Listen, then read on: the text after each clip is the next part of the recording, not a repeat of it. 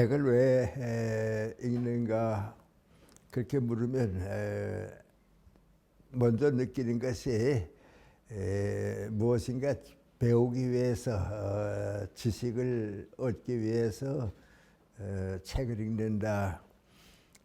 또 어려서부터 이제 교과서를 통해서 책을 읽으면 새로운 지식이 생기니까 새로운 지식을 얻기 위해서는 독서해야 한다. 그 생각이 많습니다. 그런데 사실은 그보다도 더 중요한 것은 독서를 통해서 우리 감정, 정서적인 변화 또 예술적인 자기 본능을 깨우치는 거 그것도 중요한데 그건 좀 많이 느끼질 않습니다. 근데 사실 이제 그런 걸 느끼게 되면 독서를 계속하게 되는 거죠.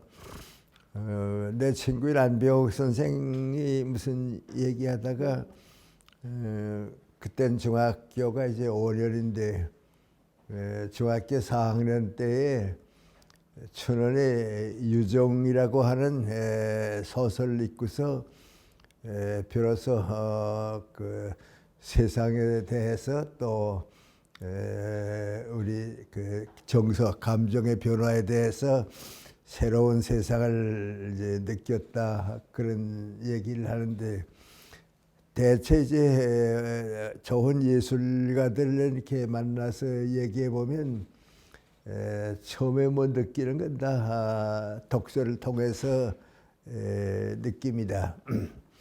내가 대학에 있을 때 우리 교수님이 책을 읽다가 울어본 길 있냐 그 물어봤어요. 그랬더니 한 학생이 안나 카레니나를 읽다가 울었다고 그 감정적인 너무 흥분해서 이제 울었다 그런 얘기예요. 피아노 전공하던 내 조금 선배가 한 사람이 있었는데 그 사람은 그 레미제라블 잔 발잔 얘기죠. 잔 발잔이 이제 빵을 훔쳐 먹고서 감옥에 갔다 나와서 고생할 때 미래 신부님을 만나서 이제 신앙을 받아들이게 돼요.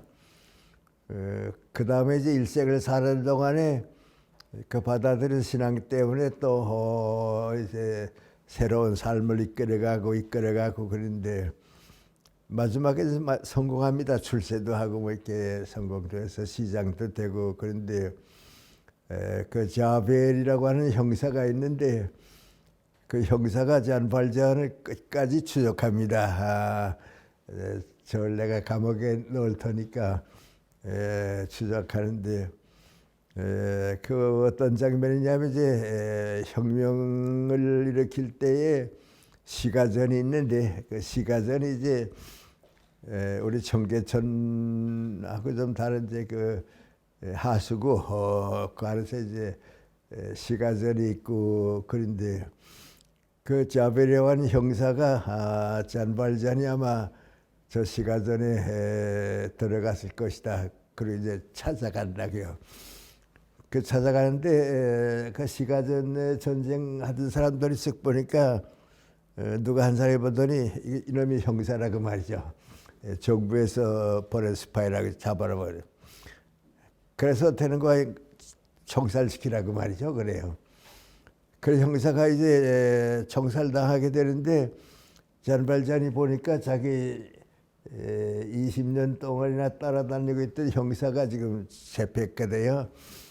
그래서 총살하라고. 그러니까 잔 발잔이 뭐라는 거 아니에요. 여기서 총살하는 것보다는 내가 끌고 나가서 밖에 나가서 총살하겠다고 말이죠. 그렇게 하라고 그래서.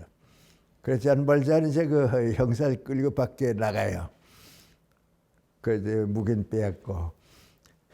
그러니까 이제 이 형사가 이제는 내가 저놈을 감옥에 보내려고 했는데 저놈 때문에 내가 이제 저놈이 날 죽이면 이제 난 끝나고 저놈은 자유로워질 것이다. 그리고서 그 아주 그 복수하지 못한 그 이제 감정을 가지고 가거든요. 나가는데 그 잔발잔이 뭐라 그러는 거 아니 거기에 서라고.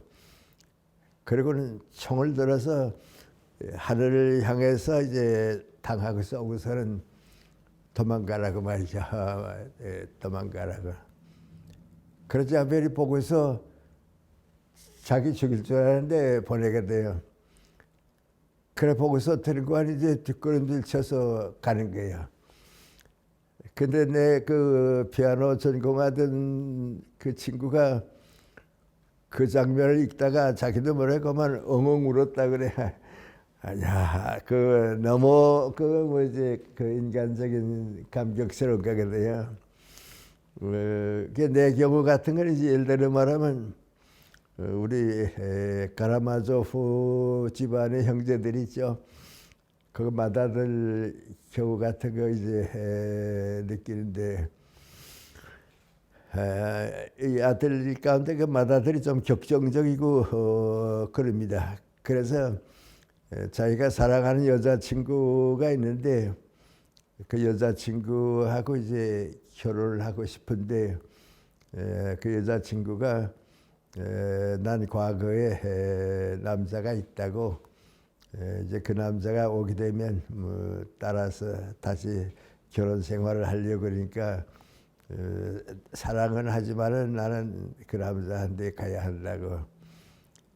그래서 그게 옳다고 생각해서 보내고 나니까 뭐 인생에 다 뭐 즐거운 건 없고 사랑하는 여자친구를 내가 마지막 보내줘야겠다. 그 이제 보내주는 거죠. 근데 이제 모스크바에 좀 떨어진 이제 시골에서 이제 그 여자친구가 옛날 남자를 만나는데 잔세를 베풀어주고 다 곱게 보내주고 난 더 살 맛이 없으니까 자살해야겠다. 그래서 전당포에 맡겼던 그 권총을 찾아가지고 마차를 타고서 이제 그 여자를 마지막 보내기 위해서 가게 돼요. 그러다 그 마차 안에서 기도를 드리는 거예요. 기도를 드리는데 하나님 나 같은 사람은 버림받았고 정말 구원받을 자격이 없습니다. 지옥에는 나 같은 사람을 위해서 준비했을 테니까 제가 지옥에 가도 괜찮습니다. 그런데 지옥에 가서도 제가 하나님만은 내가 사랑하겠습니다. 그래야 하는데 그 지옥에 가서라도 하나님을 사랑 안 할 수 없는 인간성. 그 인간이 그러거든요. 종교는 참 그 죽음을 넘어서 그러거든요. 그러다가 이제 잔치를 베푸는데 형사들이 와서 잡아가요. 자기 아버지를 죽였다고 해서. 근데 사실 자기 아버지 죽인 건 아닌데 여러 상황을 밀어보니까 이제 아버지를 여기 형이 죽였다. 그 여자친구 때문에 이제 죽였다 말이죠. 그래서 재판을 받아요. 재판을 받는데 이제 검사가 이 사람이 만큼 나쁘다고 틀림없이 아버지 죽였다고 말이죠. 그래. 또 변호사가 또 이제 뭐라고나 이제 변호해주고 그래요. 그래서 이 사람이 마지막 법정에서 하는 말이 뭔가 아니 검사가 내가 얼마나 나쁜 사람이라고 하는 얘기를 다 했는데 사실 나는 내가 더 잘하는데 훨씬 더 나쁜 사람이라고 내 인생을 스스로 내가 포기했으니까 나같이 나쁜 사람은 없다고 변호사가 또 많이 옹호해 줬지만은 옹호 받을 필요가 없다고 내가 마땅하다고 뭐 그렇다고 그런데 단 한 가지 내가 판사와 배심원들한테 얘기해야겠는데 내가 우리 아버지 안 죽였다고 그건 사실이라고 그 죽이지 않았는데도 만약 재판에서 내가 죽였다 하는 판결로 나오면 다른 건 아무것도 무서운 거 없다고. 뭐 다른 아무것도 무서운 거 없는데 하나님을 믿지 못하게 될까 봐 두렵다고. 그래도 하나님만은 내가 믿고 싶은데 진실이 버림받으면 하나님을 믿지 못할까 봐 두렵다고 말이야. 그제 후에 이제 판결이 나는데 죽인 걸로 판단이 나게 돼요. 나니까 아무 말도 안 해, 아무 말도 안 하고 진실이 이렇게 버림받으면 내가 앞으로 믿을 게 아무것도 없구나. 이제 하나님도 믿을 수가 없고 아무것도 믿을 것이 없구나. 그리고 나오는데 이제 자기 막내 동생이 있는데 걔는 수도원에서 이제 그 수도사가 되고 있거든요. 그 막내 아들이 이제 형이 사형을 받게 되든지 뭐 시베리아로 가게 되는데 형 재판에 왔다가 만나요. 그러니까 형이 그 자기 그 막내 동생을 껴안더니 하는 말이 뭔가 하니 너도 내가 아버지 죽였다고 생각하느냐. 그러니까 그 막내 동생이 뭐라는 거 아니 형님은 지금까지 사는 동안에 많은 어려움도 있고 그랬지만은 거짓말 한 길은 없다고. 형님이 한 말은 이건 진실이라고. 그러니까 형님이 안 죽였다면 안 죽인 겁니다. 너도 너 나 믿지? 믿는다고. 그럼 내가 하나님도 믿겠다고. 그 믿음 이제 그런 것 같아요. 근데 나도 이제 그런 장면 있고 나게 되면 뭐 슬프다 뭐다 그거보다도 뭐 인간이 좀 거듭나지 않아요? 이렇게 새로워지게 돼요. 그래서 이제 그 감정과 예술과 이제 정서적인 문제도 독서에서 나오는 거고요. 그 다음에 세 번째 이제 어렸을 땐 그저 새로운 지식을 얻는 게 독서다 하는데 도덕과 윤리적인 가치관 이제 그거 우리가 이제 독서에서 다 배우게 돼요. 예를 들어 말하면 이제 공자님의 생애와 사상을 기록한 논어 같은 거 말이죠. 이제 그걸 읽어보면 선하고 아름다운 인간관계를 우리가 어떻게 가지느냐 그 내용을 아주 가득 차 있게 돼요. 그러니까 도덕적인 거, 윤리적인 거 이것도 우리가 이제 독서를 통해서 받아들이게 되는 거죠. 그리고 또 그런 개인 문제만이 아니고 독서를 통해서 또 우리가 이 인간관계, 사회생활을 어떻게 할 것인가, 국가 문제라든지 경제 문제라든지 지금과 같은 이제 정치 문제라든지 이런 그 가치관의 문제 이제 그런 걸 다 가지게 되거든요. 그래서 이제 조금 철학적인 말을 빌린다고 하게 되면 인간이 독서를 왜 하는가? 독서를 통해서 내 인생관이 설정되고 세계관이 이제 그 받아들이게 된다고. 그래서 이제 독서를 하는 거다. 그렇게 생각하면 독서를 떠나서 우리 인생이 사실 있을까? 그런 생각하게 돼요. 근데 이제 나 같은 사람은 항상 그저 너무 강하게 느끼기 때문에 지금 와서 그랬구나 하는 걸 느끼는데 교회 생활을 많이 했거든요. 많이 했는데 대부분 이제 내 친구들이나 보면 신앙을 어디서 얻었는가 교회에서 얻어요. 목사님의 설교를 통해 얻어요. 근데 오래전에 강남에 어느 큰 교회가 있는데 그 교회에 주일학교, 중고등학교 학생들을 가르치는 선생님들이 이제 모이는데 얘기 좀 해달라 그래서 이제 갔는데 대부분 거기 가보니까 연세대학교 이화여자대학 졸업생들이 선생들이에요. 그래서 큰 교회가 많대요. 나 그렇게 많은 줄 몰라서 이렇게 여러 사람들이 모였어요. 근데 얘기를 하고서 또 이제 좀 대담을 쭉 하고 보니까 미안합니다. 솔직히 얘기하면 다 대학 나온 사람들인데 신앙의 수준이 문제의식이 많이 낮아요. 세상 사람들이 가지고 있는 이제 문제의식보다도 낮아요. 그래서 돌아오면서 왜 그랬겠는가 하고 생각을 해보니까 그 교회 목사님 설교 수준이 있거든요. 전부 대학 나온 사람들이 그 교회 다니면서 그 수준이 목사님 곳까지예요.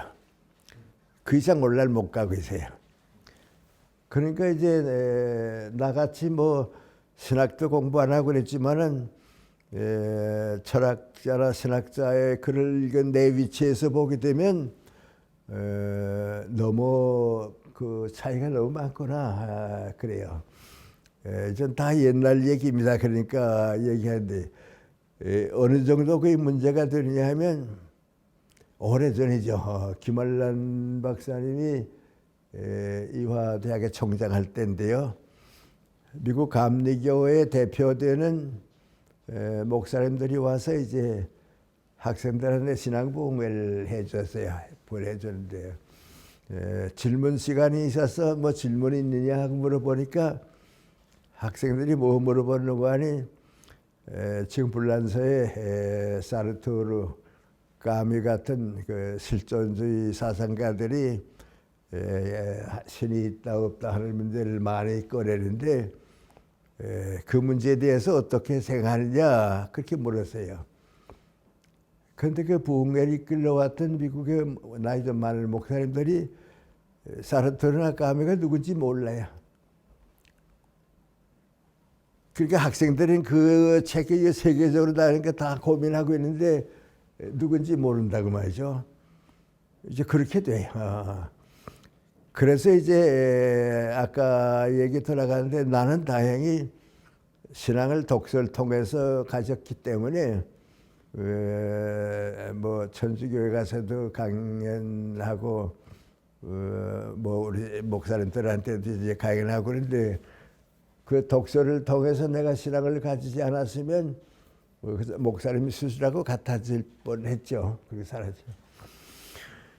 그래서 이제 독서를 통해서 내 인생관, 세계관이 이제 형성되는 게 독서다. 그렇게 생각하면 한 인간이 살아가는 동안에 독서가 정신 생활의 대부분이다, 전부다. 그런 생각하게 되죠.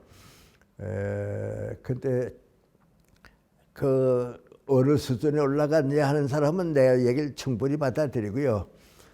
또 그 모르는 사람은 그럴 것 같다 이제 그렇게 생각하는데요.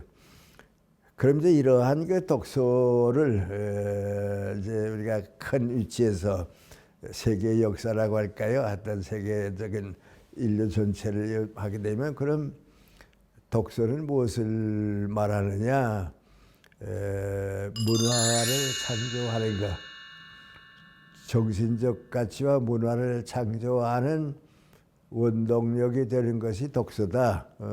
그렇게 보면 되거든요. 그러니까 예를 들어 말하면 이제 뭐 며칠 전에 내가 어디 가서 얘기를 하면서 행복에 대한 얘기를 했거든요. 하면서 우리 인류 역사를 통해서 윤리학이라고 하는 학문이 제일 처음 생긴 것이 2300년 전에 그리스의 아리스토텔레스라고 하는 철학자가 윤리학이라고 하는 책 처음 썼거든요.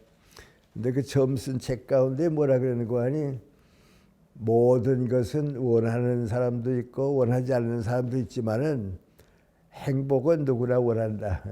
행복은 누구나 원한다. 그리고 결론이 뭔고 하니 인격이 최고의 행복이다. 행복은 결국은 그 사람의 인격만큼이다. 인격 이상 올라가지 못한 인격과 더불어 있다. 이제 그런 얘기를 내가 이제 소개해 주면서 또 무슨 얘기하는 거 하니 아리스토텔레스는 최초의 윤리학자로서 그 얘기를 했는데 세계에서 제일 그 IQ가 높다고 할까요? 미국의 콕스라고 하는 심리학자가 인류 역사에서 제일 IQ가 높은 천재가 누구냐는 걸 뽑아봤다고요. 재미있죠. 그 뽑아보니까요. 인류 역사에서 제일 천재가 누구니 독일의 괴테가 첫째예요. 그 다음에 이제 영국의 존 스튜어트 밀이 둘째고요. 셋째가 독일의 그 라이프니츠고요. 넷째가 이제 프랑스의 파스칼이고 뭐 그래요. 데카르트 여섯째쯤 되고요. 그 첫째가 괴테인데 그 괴테는 철학자하고 상관없이 뭐라고 했는 거 아니? 최고의 행복은 인격이다. 인격이 최고의 행복이다. 그런데 이런 걸 다 이제 보게 되면 뭔고 아니? 독서는 문화의 모체다. 역사가 긴 역사를 통하고 인류와 돌아간 이제 문화의 모체다. 그렇게 이제 생각을 하게 되죠. 그럼 이제 우리 문제를 두 가지 문제를 취급하겠는데 첫째 문제인데 그럼 그 문화적 유산이 이제 모체인데 만약에 우리가 태양이 없어지고 해가 없어졌다 하게 되면 얼마나 어두운 세상에 살겠어요. 우리 어머님이 한 번 하시던 얘기가 생각나는데 우리 어머님이 어렸을 때에 일식이 아주 심해졌는가 봐요. 그 해가 없어서 일식이 심해졌는데 해가 없어져서 껌껌해지기 시작하니까 동네 어른들이 큰일 났다고 말이죠. 불개, 불 먹는 개 말이죠. 불 먹는 개가 태양을 잡아먹었다고 말이죠. 저거 큰일 났다가 이제 어두운 세상에 살겠다고. 그게 어떻게 하면 좋냐. 그래서 집안에 있는 쇠붙이들 다 가지고 나와서 꽝꽝꽝 들라고 하죠. 들면서 이놈의 개 하고 개를 내쫓았다고 하죠. 그러더니 해가 점점 없다가 그렇게 떠들고 내쫓으니까 불개가 해를 놓고 가더라고 말이죠. 그러다 이제 봤다고 그랬다 그래요. 나도 그 옛날 아마 그랬을 거다 이제 그런데요. 만약에 우리가 이제 문화의 태양이 있는데 이 문화의 태양이 없어졌다 하면 문화가 어두울 거 아니에요. 그러면 태양이 없으면 어디서 사는가? 달빛, 별빛 밑에 살아야 하거든요. 그래도 그 빛이 있으니까 이제 어둡게 살아야 하거든요. 그래도 태양이 있으니까 이제 우리가 밝은 문화 안에서 살고 있는데 세계 역사를 쭉 통해서 그 문화의 태양굿을 한 민족, 국가가 어떤 나라였는가 그런 생각을 한번 해봅니다. 해보면 그래도 근대 이후에 와서 문화의 태양 노릇을 한 나라들은 첫 먼저가 영국이고요. 그 다음에 이제 프랑스고요. 그 다음에 이제 독일이고요.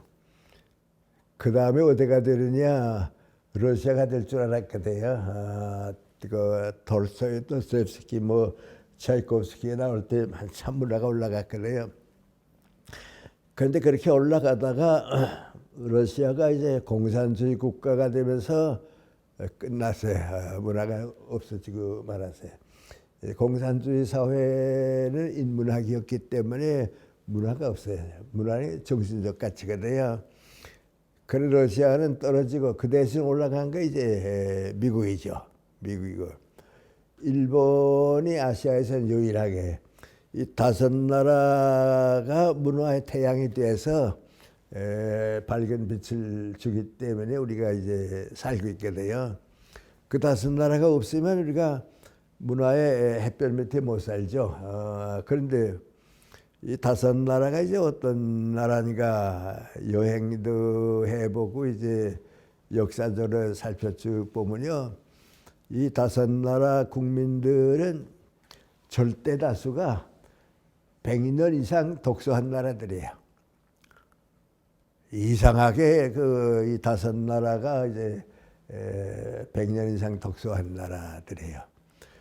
그래서 그 문화가 이제 생긴 거예요. 근데 예를 들어 말하면 이제 영국을 내가 처음에 얘기했는데 영국보다 먼저 올라갔던 나라가 이탈리아거든요.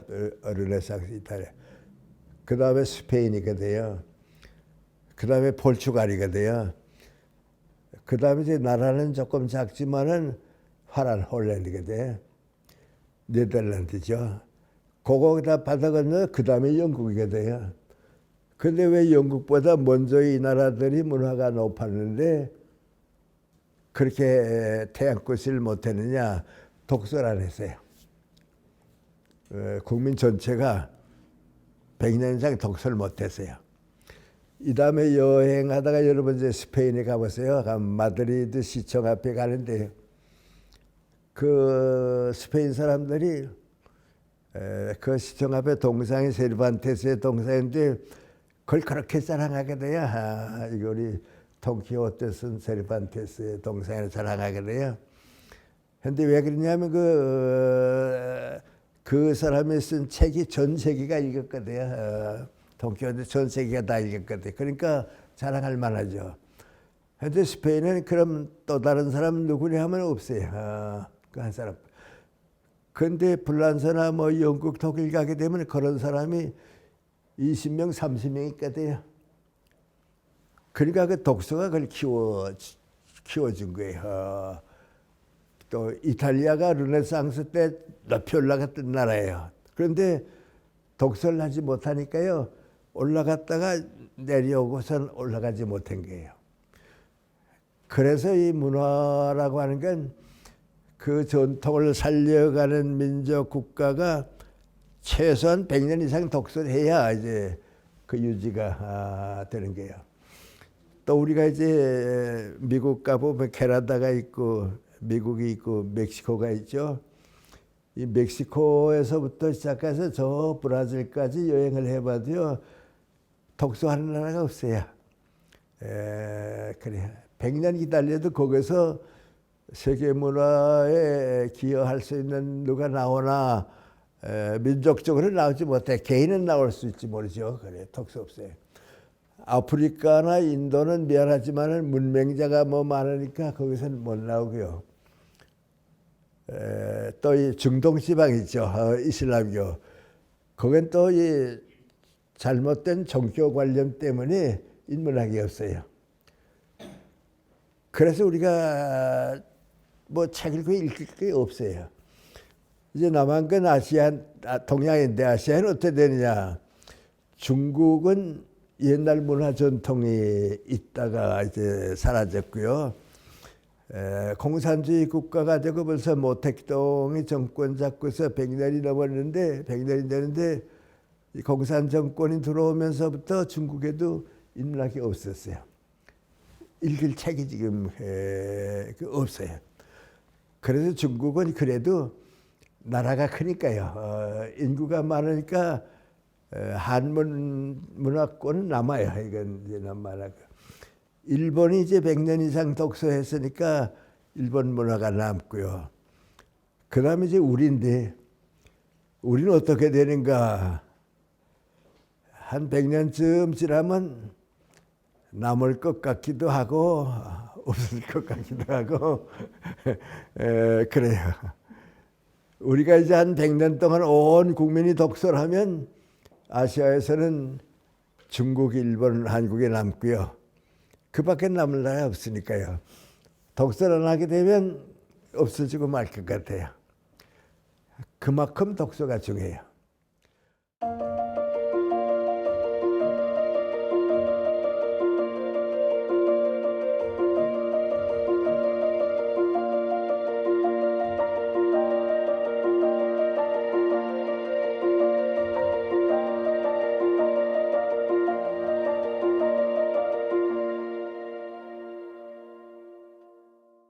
하고 이제 또 하나 이제 우리가 생각해야 할 게 있는 거 아니 옛날 문화가 발달됐다고 해서 오늘 세계적인 문화를 만들어 줄 수 있느냐? 그건 안 돼요. 이제 예를 들어 말하면 내가 철학과에 있으니까 이제 우리 후배 교수들이 고대 서양 고대 철학을 하게 돼요. 서양 고대 철학 하려고 하게 되면 그리스 가야 할 거 아니에요. 플라톤, 소크라테스, 아리스토텔 하는데 그리스 가는 사람이 없어요. 거기 가서 서양 고대 철학을 못 해요. 그러니까 이제 사상적인 거 하려고 하면 독일로 가야 하고요. 좀 역사적인 거 하려고 하면 영국 가야 하는 거예요. 그래서 우리는 독일 많이 가죠. 그럼 고대 철학을 서양 고대 철학을 공부하려고 하게 되면 왜 그리스로 안 가고 독일로 가느냐?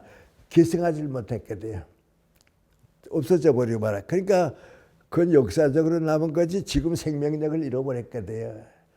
근데 왜 그렇게 되느냐? 전부 독서를 통해서 기승하지를 못해서 그래요. 아주 불행하죠. 독일의 한 학생이 이제 대학원 학생이 장학금을 얻어가지고 중국이죠. 동양 고대 사상을 연구하고 싶어서 이제 중국에 유학을 왔어요. 북경대학이 인문학의 중심이니까 이제 거기 왔어요. 근데 불행하게 온 때가 언제고 하니 모택동 때거든요. 그러니까 모택동 때니까 이제 전부 마르크스주의 또 모택동 어록 그것만 뭐 하고 있게 돼요. 그러니까 한 학기 동안 있어 보니까 아무것도 뭐 배울 게 없거든요. 그래서 자유중국 대만으로 가면 된다 해서 대만으로 가다가 이제 서울에 들렀어요. 그 나보고 대만 가면 되느냐 그래요. 거기 가면 된다고. 거기는 아주 고전이 남아 있으니까 거기 가면 강의도 듣고 다 글로 가라고. 그런데 어학의 언어의 장벽 때문에 내가 권하지는 못하겠는데 대만 가는 것보다는 일본을 가야 한다고. 지금 중국의 고대 사상 문화는 일본이 최고예요. 일본이 최고. 그 다음에 대만이에요. 그 다음에 중국이에요. 그 사람이 이제 인문학적 전통이 없어지게 되면요, 그게 단절돼요. 그래서 우리가 문화라고 하는 건 그 민족과 더불어 이제 하나의 그 생명력이기 때문에 나무가 말라버리고 말면 없어지는 거예요. 자라야 하거든요. 그래서 이제 독서가 중요한 거죠. 하고 이제 우리가 잘 모르니까 그렇지. 지금 미국은 이렇게 높은 문화하고 멕시코는 낮잖아요. 그런데 200년, 300년 전에는 거꾸로예요. 멕시코가 높고요. 미국이 그 당시에 아주 아무것도 아니에요. 이건 황무지 그랬거든요. 근데 그 문화 때문에 그랬거든요. 그래서 이제 문화가 이렇게 발달돼야 하는데 그 문화를 발달시키기 위해서 지금 우리가 하는 말이 민관이 온 국민이 독서를 해야 하고 온 국민이 독서를 하게 되면 그 가운데 뭐 태어나느냐? 인문학자가 태어나요. 역사라든지 또 소설, 시, 문학이라든지 말이죠. 또 철학이라든지 이제 이 사람들이 이제 사람이 많으면 그 국민이 독서가 많으면 그 사람들 태어나 가지고서 나무가 되고요. 열매를 맺게 돼요. 근데 독서를 하지 않게 되면요. 태어나질 못해요. 이게 뭐 한 사람만 태어나게 문학은 있다만큼은 그렇게 될 수 있어요. 인도에 뭐 타골 같은 사람도 있고 그런데 그 민족이 남기 위해서는 그 많은 잘하는 가운데 이제 그 시를 쓰는 사람들, 소설 쓰는 사람들이 나와야 하거든요. 그리고 이제 그것이 이제 한국 문화로 남으려고 하게 되면 듣고하니 자꾸 외국으로 번역이 돼야 돼요. 번역되고 또 외국 책이 또 우리말로 번역돼 들어오고 말이죠. 그래서 이제 적어도 아시아에서는 이제 그게 돼야 하거든요. 근데 이제 우리나라에서 쓰는 글이 외국어로 번역된다 하는 게 이제 뭐 번역되는 거 하니 내 친구인 한옥은 교수가 쓴 한국 통사, 한국 역사. 그거는 왜 영어로 번역되냐 하게 되면 미국 대학이나 학자들이 한국 역사를 공부하고 싶은데 재료가 없거든요. 그러니까 그건 한국사가 필요하거든요. 또 우리 기독교 교회사, 한국 교회사, 이거는 이제 일본 교회에서도 알고 싶은데 그건 한국 사람이 하니까 번역해 나가거든요. 이제 그것도 중요하고요. 그것도 중요하고요. 이제 더 중요한 건 민구안이 우리나라 사람들이 쓴 소설, 시, 이것이 이제 영어로도 번역되고 불어로도 번역되고 이제 그래야 돼요. 그래서 이 문화가 자꾸 이제 교류돼야 나무가 이제 아시아에 여러 나무가 있는데 중국이라는 나무, 일본이라는 나무, 한국이라는 나무가 남거든요. 그런데 이제 그걸 전체적으로 우리가 얘기할 때는 인문학이 발달돼야 한다. 인문학이 이제 역사, 문학, 철학이니까 말이죠. 그렇게 얘기하고 두 번째는 이제 독서를 좀 많이 해야 하는데 독서가 문제예요. 근데 이게 얼마나 희망이 있나 하는 생각도 해보는데 말이죠. 대단히 좀 힘든 것 같아요. 내가 이제 책을 좀 많이 쓴 편이기 때문에 옛날 우리 젊은이들 그 독서를 좀 이렇게 해서 내가 읽은 책에 이제 그 독서에 대한 책을 하나 썼거든요. 그 본문사에서 이제 그 책을 출판을 했는데 그 어떻게 일본말로 번역이 됐어요. 번역이 됐는데 내가 봐도 일본 수준은 우리보다 높으니까요. 별로 인기가 없어요. 한국의 이제 철학 교수가 썼는데 일본 와서 대학을 다녔으니까 이제 뭐 좀 있고 이제 그건 이제 한국 철학적인 것은 별로 못 들어갔거든요. 그래서 좀 지나면 이제 한국 철학사 이런 게 나오게 되면 일본 사람들이 그걸 좀 그건 한국 사람이 썼으니까 봐야겠다 이제 그러죠. 재작년에 또 내가 쓴 책이 하나 중국어로 번역이 됐어요. 전해됐는데 그거는 이제 좀 수준이 낮으니까 미안하지만 내가 쓴 글도 재미있게들 이제 있고 지금 잘 되면 또 한 권은 이제 번역이 될지는 모르겠어요. 지금 이제 어느 출판사에서 문의가 왔는데 한 권 번역이 될지 모르겠다 하는데 이제 그거 아무것도 아닌데 그게 돼야 돼요. 그에 대해서 근데 일본은 어떠냐? 뭐 대단해요. 그걸 우리가 생각하면 많이 번역되고 말이죠. 노벨 문학상에도 자꾸 나오고 그러잖아요. 그래서 이제 그런 게 돼야 하는데 이제 이건 자연과학이 돼가지고 되는 건 아니고요.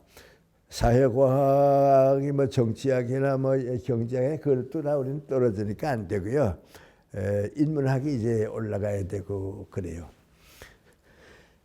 난 요새는 안 가지만 이제 중국에 여러 번 갔어요. 저 연길에 가게 되면 우리 과학기술대학이라고 중국에는 사립대학이 없어요. 사립대가 없는데 우리 김진경 씨라고 한국 사람이 어떻게 거기 가서 과학기술대학을 만들어서 사립대학이 하나만 있다는데 그것도 전 중국 대학을 이제 흡수됐어요. 이제 그분이 그 대학을 하기 때문에 이제 자꾸 좀 와서 학생들 보고 강의해달라 그래서 이제 몇 번 가세요. 몇 번 가는데 이제 중국 가게 되면 유명한 대학이 4개가 있게 돼요. 북경대학, 청와대학이 이제 북경에 있고 상하이에 하나 있고 항저에 하나 있게 돼요. 나는 이제 자연히 그 관심이 그러니까 이제 그 유명한 4대학에 이제 주변에 가서 이 중국 학생들이 무슨 책을 읽나 하고 이렇게 쭉 보면요. 읽을 책이 없어요. 그래서 이거 정치적인 목적보다도요. 하여튼 공산주의 체제가 들어간 나라는 인문학이 없어요. 지금 이 중국이 러시아가요. 문화적으로는 지금 우리보다도 떨어질지 몰라요. 그중에 어느 정도인가 그 보세요. 지난번 이번에 북경에서 동계올림픽 했잖아요. 그 전에 이제 러시아에서 했거든요. 근데 러시아의 그 동계올림픽에서 메달 딴 여자가 미국으로 망명했어요. 망명해서 뭐라 그러는 거 아니? 우리 러시아 국가대표 선수들 다 약물 먹었다고. 다 약물 먹어. 나도 그랬다고 말이야. 그만큼 우리 후진국가라고. 그리고 뭐라 그러는 거 아니? 내가 만약에 죽었다 하게 되면 자연사가 아니라고. 푸틴이 보낸 자객 때문에 죽는 거라고 봐요. 그 우리나라가 암만 수준이 낮은 것 같아도 그런 건 안 하게 돼요. 그러니까 지금 그 인문학에 있는 사회가 중국이 지금 자꾸 내려가게 돼요. 북한은 뭐 말할 것도 없고요. 북한 생각하면 답답한데 뭐 아무것도 없어요. 하고 중국이 이제 공산주의 국가니까 종교를 반대했다가 요새 네 종교만 허락해 줬거든요. 그러니까 이제 미국을 통해서 기독교 책이 들어오잖아요. 그 기독교 책에 어떤 게 들어왔나 하고 보게 되면 기독교 이론적인 하나도 없고요. 아주 그 소박한 그 교리 그것밖에 없어요. 그래서 이제 우리 한국은 다행히 독서할 줄 모르다가 우리 세대가 말이죠. 또 나보다 조금 우리 세대가 일본 가서 대학을 공부하면서 독서하는 거 배웠어요. 그러니까 이제 우리 세대가 갔다가 이제 돌아왔거든요. 돌아오니까 이제 일본 사람들 책이 나가보니까 우리 책이 있거든요. 우리 김태길 선생이 이제 나하고 같은 때 일본 가 있었는데 무슨 얘기하다 그러지. 그때 우리 일본에서 학생 생활할 때는 모르는 책 읽어야 근사하다 해서 모르는 책도 읽었다고 말이죠. 그 안병 독서 많이 했어요. 이제 그거 이제 우리 독서를 좀 키워준 거예요. 그리고 3.1운동 이후부터 이제 또 교육과 이제 책의 열성이 들어오니까 이제 그래서 그 독서하는 습관은 이제 그때 생겼는데요. 지금 우리 문화가 이제 이 세계 문화 속에서 한 100년쯤 지난 다음에 중국, 일본, 한국 문화가 세 번째 남는가 어떻게 하느냐 그거 우리의 지금 문제예요. 그 다음에 또 하나 더 큰 문제가 있는데요. 만약에 이제 여러분이 한글 우리가 쓰는 한글이 없다 하게 되면 초등학교나 중고등학교 교과서 무슨 글자 썼을 것 같아요? 생각해 보세요. 우리 한글이 있으니까 지금 우리 뭐 국어 교과서 쓰면 이제 뭐 한글자잖아요.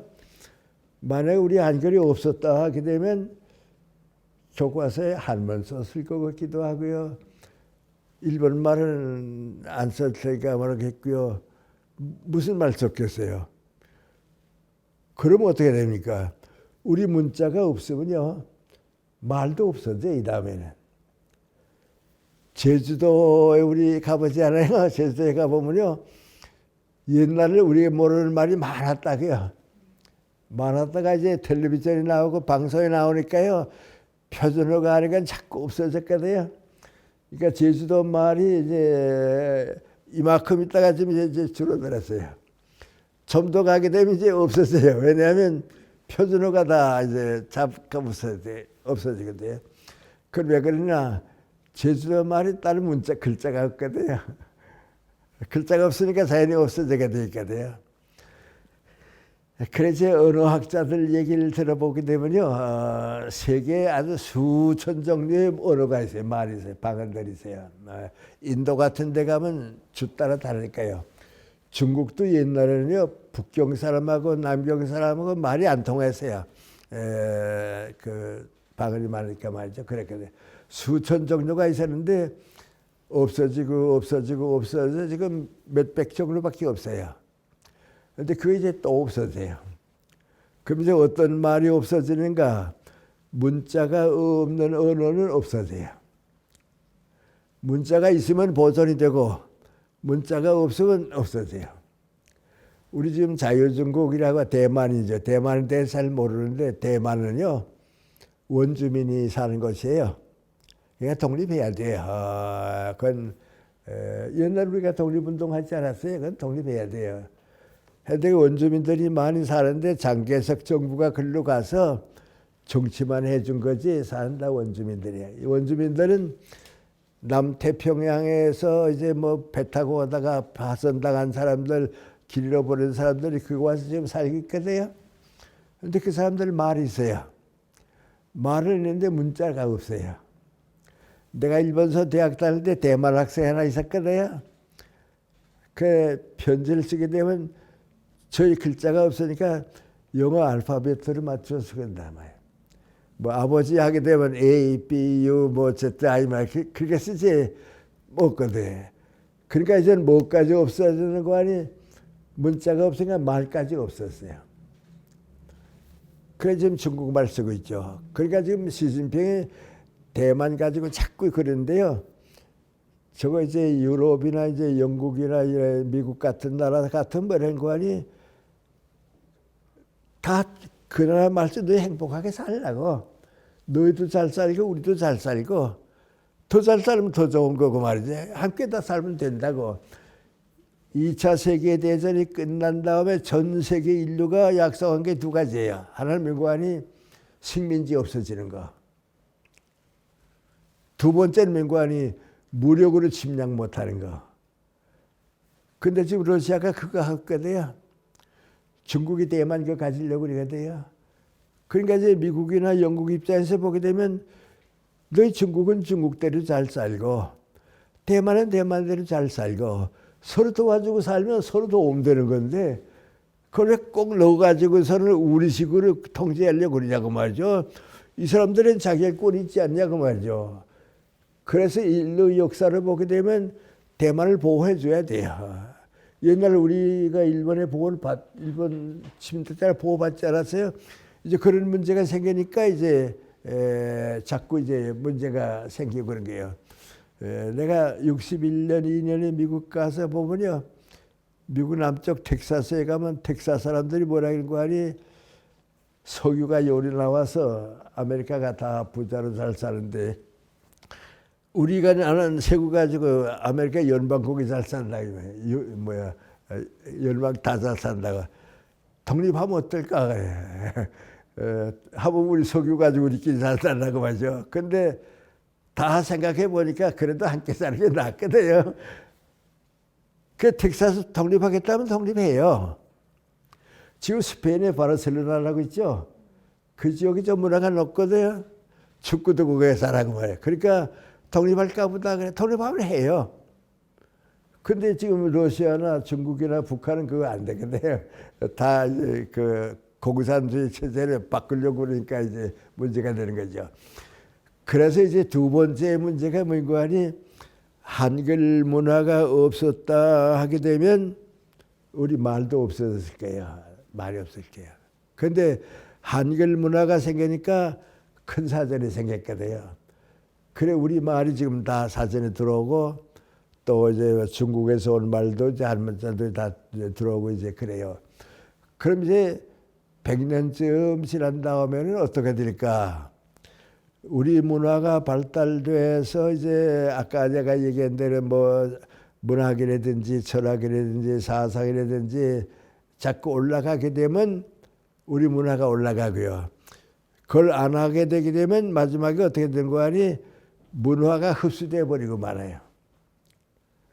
그러면 모처럼 세종대왕 때에 만들어준 한글이 빛을 못 보고 사라져요. 그 대신 누가 남는가? 영어 문화권에도 빼앗기고요. 일본어 문화권에도 빼앗기고요. 중국 문화권에도 뺏기게 되면 없어질 가능성이 있어요. 그래서 한글 문화를 살린다는 거. 이건 아주 무엇보다도 이건 우리 그 중요한 거고요. 우리 역사의 재미에. 근데 그 한글 문화권을 살리는 것도 첫째가 민관이 독서예요. 우리가 우리 책을 많이 읽어야 돼요. 근데 이제 나 같은 사람은 한글 문화권으로는 좀 불행하게 자랐어요. 초등학교 4학년까지 그저 뭐 철없이 살고요. 초등학교 5학년, 6학년 때부터 일본말을 써야 됐거든요. 중고등학교 때도 일본말로 살아야 하고, 일본말서 공부할 때는 또 이제 일본말로 살았거든요. 그러니까 부끄럽지만은 내가 우리 한글에 대해서 문법적인 뭐 그거 몰랐어요. 그래서 살죠. 그리고 또 이제 기독교 개토이고 서양 문화 철학을 하게 되니까 또 우리 동양보다는 또 서양 걸 가게 돼요. 그래서 이제 나 같은 사람은 민구안이 다시 한번 철들어 가지고 이제 한글 우리 독서를 하고 말이죠. 책을 읽고 그런 동안에 한국 걸 이제 되찾는 거죠. 그 이제 나온 거죠. 몇 해 전입니다. 내가 97세 때니까 어느 신문에서 우리나라에서 제일 좋은 문장을 쓰는 사람 10사람을 뽑아서 발표했다. 뭐 그래요. 그러니까 그 10사람 가운데 이제 나도 들어가 있었거든요. 들어가 있는데 다른 9살들은 가만 보니까 다 50대, 60대예요. 나만 이제 90 후반이죠. 근데 다들 이제 그 나이 많지 않은데 왜 나만 들어갔는가 하는 생각을 해보는데 나도 내가 쓴 문장 글은 50대, 60대가 좋아요. 어휘도 많고 또 효용사도 많이 좋아요. 그런데 그래도 사상은 내가 앞섰으니까 그러니까 아마 그 10사람 가운데 끼지 않았는가 이제 그렇게 생각하는데요. 그렇게 해서라도 이제 우리가 사상도 앞서고 문장도 앞서 가지고 이제 우리 문화가 자꾸 키워져야 하는데 이걸 하려고 하게 되면 이제 대학의 역사, 그 다음에 이제 철학, 문학 이 분야가 이제 자꾸 올라가야 되는데 불행하게도 지금 우리가 경제도 다 이제 외국어로 많이 쓰고요. 자연과학, 기계과학은 뭐 다 이제 세계 영어로 공통되고 그러니까 이렇게 가다가는 한글 사용의 영역이 좁아질 것 같아요. 그러면 세종대왕께서 모처럼 키워준 우리 문화권이 사라지면 어떡하나. 그러면 200년쯤 지나면 영어 문화권이 다 지배하고 말 것 같아요. 그게 걱정이에요. 그런데 그럼 서양은 어떤가? 서양도 그래요. 내가 중학교, 중고등학교 다닐 때는 선생님들이 다 뭐라 그러는 거 아니? 애국어 하게 되면 영덕불 이걸 얘기했거든요. 스페인어가 더 많은데 문화가 떨어지니까 영덕불 얘기했거든요. 그러니까 이제 비즈니스 하거나 금융 이런 그 장사하는 사람들은 영어 해라. 애교관이 될 사람은 불어 써라 그래요. 지금은 우리 국제 애교관들이 전부 영어 쓰잖아요. 한때는 영어 안 쓰고 불어 썼다고요. 애교관은 불어를 써야지 영어가 안 통하거든. 그때 불어를 썼다고요. 그 다음에 과학은 전부 독일어 썼거든요. 그러니까 영덕불 가운데 하나 해라 그러고 있었거든요. 근데 한 100년쯤 지나고 150년쯤 지나니까 이제는 국제 무대에서 처럼 영어 쓰거든요. 불어 쓰는 사람이 오히려 별로 적거든요. 자연과학은 이제 독일어에서부터 영어로 넘어갔거든요. 그러니까 영어를 쓰거든요. 그러니까 지금 전 세계에 남은 건 영어 문화권이거든요. 그런데 유럽의 많은 나라들이 자기 언어 가지고 있는데 자꾸 이제 언어 세력이 약화되는 거예요. 네덜란드에 학자한 사람이 이제 우리 연세대학교 자주 오고 그랬거든요. 근데 그 사람이 이제 철학 교수인데 얘기 들어보면 민구안이 자기가 책을 쓰는데 네덜란드 말로 쓰게 되면요 나가질 않거든요. 적으니까요. 그러니까 뭘로 쓰는 거 하니 독일어를 쓰거나 영어로 써야 그 다음에 쭉 나가게 돼요. 폴 틸리라고 하는 세계적인 신학자가 있는데 그 사람은 독일 사람이니까 독일어를 쓰는 것보다는 영어로 써야 이제 더 많이 나가고 그러겠대요. 그래서 앞으로는 이제 서양 언어 문화 가운데 남는 건 이제는 틀림없이 영어가 남고요. 불어가 남고요. 독일어가 남고요. 그래도 러시아어가 남지 않나. 이제 옛날이 좋으니까 말이죠. 이제 그 정도고 그 다음에는 자꾸 줄어들어요. 아시아에서는 어떻게 되는가? 아시아에서는 아까 말한 대로 중국어 문화권하고 일본어 이권이 남고 우리가 남아야겠는데 남을까 안 남을까 지금 우리 노력이죠. 그래서 이게 이제 우리 정치하는 사람들이 먼 앞날까지 보게 되면 이제 그렇죠. 일본의 엔도 시우사쿠를 내 고등학교 중학교 대학 동창했는데 캐톨릭 작가예요. 그 사람은 소설을 쓰면 1년 안에 불어로 번역되거든요. 불어로 번역되면 영어 독일어로 번역되거든요. 근데 우리는 아직 그런 사람이 없거든요. 그래서 일본에 그런 사람이 많이 있고 말이죠. 인문학에 대한 필요를 이제 느끼게 되고 그러죠. 그리고 마지막으로 그러면 이제 이런 모든 문제를 생각할 때 우리에게 가장 중요한 게 뭔가 그렇게 생각하는데 정책적으로 이제 인문학을 발달시키고 그리고 고전을 좀 많이 읽어서 우리 전통을 이제 살리는 거예요. 근데 그것이 이제 삼성그룹에 내가 옛날 강의 가게 되면 대졸 신입사원들 보고서 여러분 다 지금 같이 삼성그룹에 들어왔는데 과장될 때까지는 괜찮다고 일만 하면 되는 거예요. 부자이 되고 그 이상 올라가게 되면 지도자가 되는데 지도자가 되게 되면 정신적 빈곤을 느낀다고. 이렇게 후배들이 기다리는 정신을 채를 못 준다고. 그러니까 어떡하려고 그러냐고 말이죠. 근데 그때는 뭐 필요한가?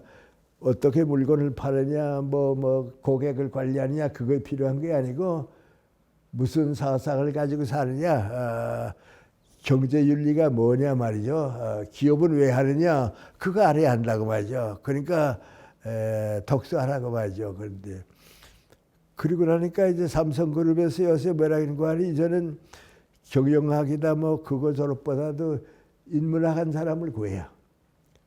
인문학한 사람을 구하는 게 민구하니 지도자의 자격을 갖춘 사람을 구하는 거예요.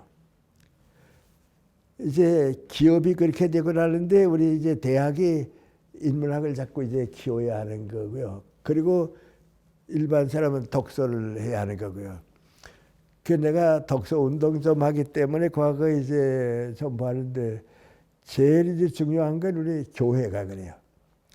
우리 교회 같은 기관에서 독서를 좀 많이 했으면 좋은데요. 출판사 사람들 얘기해 보게 되면 독서하는 크리스찬이 너무 없어요. 너무 없어요. 그런데 내가 다녀보는 것 가운데 두 군데 봤는데 하나는 천주교인데요. 거기 이제 신부님이 내 책을 읽었던 분이고 그러기 때문에 독서 운동을 해요. 가보면 이제 내 책도 갖다 놓고선 우리 나오는 분들은 좀 책을 읽으라고 하죠. 그래요. 근데 그 신부님은 당신이 독서를 하게 돼요. 당신이 독서를 하니까 교훈도 자꾸 키워주고 싶거든요. 그 다음에 나사렛 교회라고 뭐 큰, 근데 거기 가게 되면 어떻게 하니 예배당 밖에 이런 복도에 이제 교인들이 와서 책 읽게 해주고 있어요. 오히려 몇천 명, 뭐 만 명이 얘기하는 거기 가게 되면 독서들 안 해요. 그러면 이제 우리 문화에 대해서 공헌을 못 하게 돼요. 공헌을 못 하게 되면 어떻게 된 거 아니? 독일, 영국, 불란서 가면 교회가 다 지금 문 닫았거든요. 다 하면 뭐 네덜란드 같은 데 가면요 국가에서 세운 큰 교회가 하나 있었는데요. 문 닫았어요.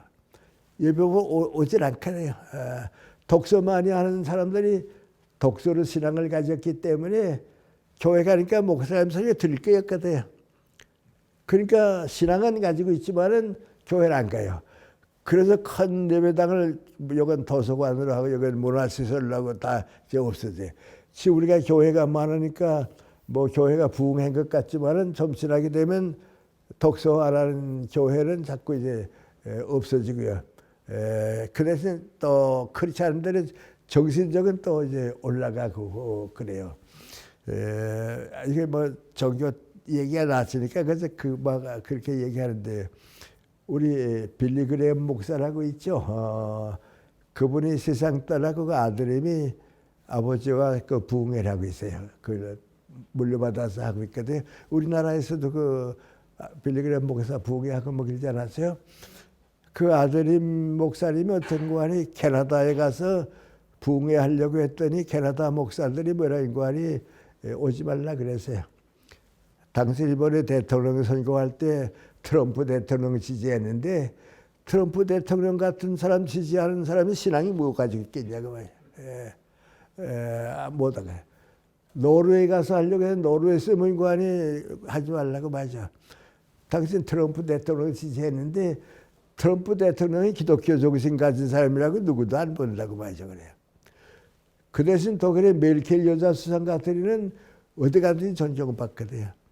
근데 우리가 봐도 그 사람은 우리 시대에 가장 기독교 정신을 가지고 정치한 사람들이거든요. 그래서 이제는 기독교 정신이 중하지 교회가 기독교 정신을 잃어버리게 되면 이제 안 되는 거고요. 제일 중요한 문제는 우리 대학마다 인문학이 지금 자꾸 없어지니까요. 너무 걱정스러워요. 그래서 독서 운동을 다시 해야겠고, 그러면 이제 여러분이 도서관 운동을 하는데요. 도서관이 책만 가지고 가지 말고 독서할 수 있는 분위기, 독서할 수 있는 그 사회와의 관계, 이걸 이제 만들어줘야 돼요. 그래서 도서관이 있는 동안 독서는 살고 있고, 도서관은 장소로만 돼서 준비하고 있는 동안은 독서 운동은 좀 약화될 수 있어요. 그러니까 우리 도서관이 문화시설로서 책임을 감당해야 한다는 걸, 그 뭐 교수는 교수대로, 대학은 대학대로, 또 학생대로 근데 이제 연령별로 볼 때 이제 몇 가지 그저 얘기하고 싶은 거 있는데, 첫째는 맹관이 어렸을 때 어머니들이 애들하고 함께 독서하는 습관 키워주는 거, 이거 이제 잘하게 되면 되고 잘하지 못하게 되면 안 되니까 그때부터 좀 키워주면 동화 같은 키워주고 말이죠. 그랬으면 좋을 것 같아요. 이제 애들은 어제 지난번에 우리 교육 얘기했지만 사람이 되는 거 일찍 되거든요. 그래서 그런 걸 좀 키워주면 좋고요. 그 다음에 내가 보니까 중학생 때, 중고등학생 때 내가 존경하는 사람, 내가 좋아하는 사람, 그런 한 사람의 전기라든지 책이라든지 그걸 좀 읽어도 좋은 것 같아요. 나는 전에 얘기했지만 그래서 우연히 톨스토이 읽었는데 그게 내 인생이 다 거기서 시작돼. 그 사상을 받아가지고 이제 톨스토이의 사상을 가지고 살다가 도스토옙스키를 공부하고 나니까 사상은 도스토옙스키에 넘어가고요. 예술은 톨스토이가 뭐 남고 말이죠. 그러다가 또 칸트나 뭐 니체 읽고 나니까 도스토옙스키 넌 이 사람 더 올라가야겠다 말이죠. 올라가거든요. 그러니까 그 어떤 한 사람에 대한 걸 읽는다는 건 대단히 좋은 것 같아요. 그러면 이제 그 사람을 이제 모체를 해가지고서 더 올라가고 더 높아지고 하니까 좀 좋은 의미가 있고, 그 다음에 항상 하는 얘기입니다만은 정서적인 거 위해서 문학책은 좀 있는 게 좋아요. 난 이제 우리 연세대학교에 최은배 선생, 김윤경 선생 한글학자들 아니에요. 한글학자들 이제 우리 선배를 모시고 살았는데 세상에 제일 읽을 재미없는 책은 그 사람들 쓰는 책이에요. 문법적으로는 틀림이 없는데요. 읽을 재미가 하나도 없거든요. 그 읽을 건 누가 읽는가? 역시 문학한 사람들 읽어야 돼요. 우리 김태길 선생, 안병옥 선생이 60년대, 70년대, 80년대까지 한 30년은 미안한데 우리 한국 문화, 한국 그 독서를 이끌어왔거든요. 그건 뭐 다 인정하니까요. 재작년에 이제 우리 셋이 동갑이니까요. 그 해에 태어난 사람들 이제 뭐 기념행 같은 하거든요. 그런데 이상하게도 알려진 사람은 우리 세 사람밖에 없어요. 작가도 있고 근데 그 해는 별로 많지 못했어요. 그래서 이제 여기저기서 기념 행사가 있는데 민관이 이 세 사람이 쓴 그 수필 문학이 그 시대에 이제 우리 문학을 대표했다 이제 그러거든요. 그런데 김택일 선생은 깔끔하고 그러니까 수필 문학을 하려고 한 분이에요. 나는 안 선생은 그건 아니고요. 젊었을 때 문학책을 많이 읽었으니까 자연히 나오는 거예요. 거기에 모임이 있게 되면 다들 얘기가 비천덕 선생 다음에 이제 내 수필이 많이 읽혔다고 아마 많이 읽긴 더 많이, 내가 제일 많이 읽혔을 거예요. 근데 난 수필 문학이라고 쓴 건 아니거든요. 독서를 했기 때문에 이제 거기서 태어난 거죠. 그 다음에 조금 더 올라가게 되면 고전에 해당하는 책들 좀 많이 읽으면 좋고요. 그래서 독서를 통해서 대한민국을 문화국가로 키우면 사람들이 정직해지고요. 독서하면 정직해져요. 폭력이 없어져요. 그런 점에서 독서가 모든 사회약도 배제하고 중고등학교 때도 생각해 보세요. 책 읽는 애들은 주먹질 안 하거든요. 이 머리가 뼈으니까 이제 주먹쓰기가 돼요. 그래서 우리 독서 운동이 그만큼 중하다 하는 거. 나는 내가 한 말은 아닌데요. 어린 천주교회에 내가 이제 강연을 갔더니 거기서 민관이 독서가 애국이라고 했어요. 독서가 애국이라고 해. 그 독서가 애국이고 도서관이 또 애국이 되고요. 그래서 좀 조용하게 사회를 바꾸어주는 책임을 우리가 감당해야 하지 않나 그런 생각을 함께 가지면 좋겠습니다. 고맙습니다.